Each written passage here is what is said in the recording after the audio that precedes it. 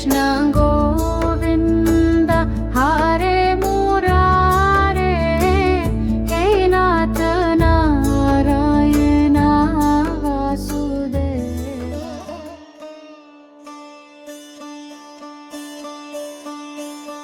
तात्पर्य अध्याय 3।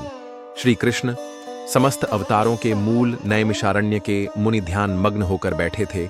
उनके मन और हृदय सूत गोस्वामी द्वारा दिए जा रहे दिव्य प्रवचन में पूर्णतः तल्लीन थे। भक्ति की परम महिमा और श्री कृष्ण के पवित्र नामों के जप की रूपांतरणकारी शक्ति को समझाने के बाद सूत गोस्वामी अब भगवान के विविध अवतारों का वर्णन करने लगे। हे मुनियों, सूत गोस्वामी ने प्रारंभ किया। परम पुरुषोत्तम भगवान श्री कृष्ण युगों युगों में अनेक रूपों में प्रकट होते हैं, धर्म की रक्षा हेतु, अधर्म का विनाश करने हेतु और धर्म के सिद्धांतों की पुनः स्थापना के लिए। इन रूपों को अवतार कहा जाता है, जो ब्रह्मांड में संतुलन और सामंजस्य स्थापित करने के लिए भगवान की दिव्य लीलाएं हैं। सभा में उपस्थित सभी मुनि सांस रोके इस वर्णन को सुन रहे थे। जब सूत गोस्वामी ने भगवान के 22 प्रमुख अवतारों का वर्णन आरंभ किया, जिनमें प्रत्येक किसी विशेष उद्देश्य को लेकर प्रकट हुए और ईश्वरीय तत्व का अनोखा स्वरूप दर्शाते हैं।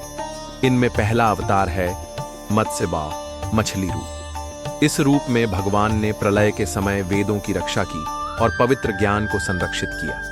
इसके बाद लाए कूर्म, कछुए रूप में भगवान प्रकट हुए, जिन्होंने समुद्र मंथन के समय मंदराचल पर्वत को अपनी पीठ पर धारण कर देवताओं और असुरों को अमृत प्राप्ति में सहायता की। सूत गोस्वामी के वर्णन से मुनि मानो इन घटनाओं को अपनी आंखों के सामने घटित होते देख रहे थे। हर अवतार का महत्व स्पष्ट होता जा रहा था। तीसरे अवतार हैं वराह, वराह रूप। इस रूप में भगवान ने पृथ्वी को ब्रह्मांडीय समुद्र की गहराई से उठाया और राक्षस हिरण्याक्ष का वध किया। इसके पश्चात भगवान नरसिंह रूप में प्रकट हुए, आधे मनुष्य और आधे सिंह के रूप में, अपने भक्त प्रहलाद की रक्षा के लिए और ब्रह्मा द्वारा अवध्य राक्षस हिरण्यकशिपु का अंत करने हेतु। नरसिंह भगवान की उग्रता और भक्तवत्सलता का वर्णन सुनकर मुनियों के मन में गहरी श्रद्धा उत्पन्न हुई। सूत गोस्वामी की वाणी में भगवान के रूपों की महिमा और तेजस्विता झलक रही थी। इसके बाद है वामन अवतार। बटुक ब्राह्मण रूप में भगवान ने बलि महाराज से संपूर्ण ब्रह्मांड को 3 पगों में नापकर उनके गर्व को विनम्रता में बदल दिया। फिर अवतरित हुए परशुराम, जिन्होंने अत्याचार से ग्रस्त पृथ्वी को क्षत्रियों से 21 बार मुक्त किया। इसके पश्चात प्रकट हुए श्री राम मर्यादा पुरुषोत्तम, जिन्होंने रावण का वध कर धर्म की स्थापना की। मुनि भगवान राम के अवतार द्वारा स्थापित धर्म की मर्यादाओं की गहराई को सराहते हुए सिर हिला रहे थे। श्री राम के बाद प्रकट हुए बलराम, जो श्री कृष्ण के बड़े भाई हैं और धर्म की स्थापना में अनेक लीलाओं में सहभागी बने। इसके बाद प्रकट हुए बुद्ध, जिन्होंने वेदों का दुरुपयोग करने वालों को मोह में डालने और अहिंसा का संदेश देने हेतु अवतार लिया। हर अवतार की विशेष भूमिका और ईश्वरीय उद्देश्य एक दिव्य चित्र की भांति सामने आने लगा, जिसमें भगवान की करुणा और शक्ति स्पष्ट झलकती थी। अब सूत गोस्वामी अपने प्रवचन के मुख्य बिंदु पर पहुंचे, श्री कृष्ण के सर्वोत्तम और अत्यंत मोहक अवतार की ओर। ये सभी अवतार श्री कृष्ण के अंश या पूर्ण अंश हैं, परंतु श्री कृष्ण स्वयं भगवान हैं, परम पुरुषोत्तम। उनका अवतार अद्वितीय है और भक्तों के हृदय में विशेष स्थान रखता है। उनकी लीलाएं दिव्य प्रेम और आध्यात्मिक आनंद से भरपूर होती हैं, जो उन्हें सुनने वाले हर व्यक्ति का हृदय मोहित कर देती हैं। मुनि और भी ध्यान से सुनने लगे, श्री कृष्ण की लीलाओं का मधुर रस प्राप्त करने को उत्सुक। श्री कृष्ण की लीलाएं माधुर्य और आकर्षण की पराकाष्ठा हैं, सूत गोस्वामी ने कहा। इंद्र के क्रोध से वृंदावन वासियों की रक्षा हेतु उन्होंने गोवर्धन पर्वत को उठाया। यह उनकी दयालुता और दिव्य शक्ति का प्रतीक है। रासलीला में उन्होंने गोपियों संग नृत्य किया, जिससे उनके प्रेम की गहराई और शुद्ध भक्ति की परमानंदमयी अनुभूति प्रकट हुई। मुनियों को ऐसा प्रतीत हुआ मानो वे स्वयं उन लीलाओं को देख रहे हों, आनंद और भक्ति से अभिभूत।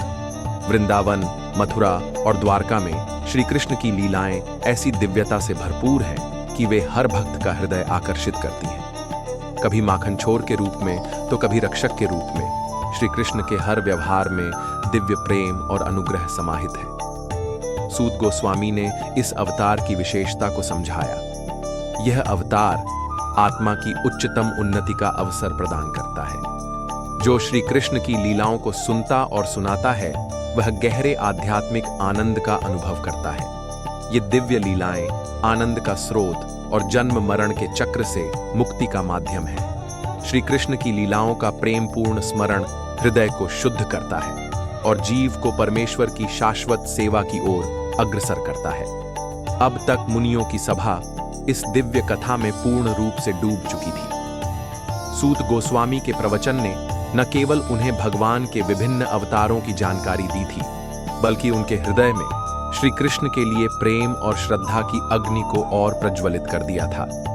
जब यह अध्याय समाप्त हुआ, तब मुनियों ने एक नवीन प्रेरणा और उद्देश्य की भावना अनुभव की। उन्होंने यह जान लिया कि समस्त आध्यात्मिक ज्ञान का सार श्री कृष्ण की प्रेममयी भक्ति और उनकी लीलाओं के निरंतर स्मरण में ही निहित है।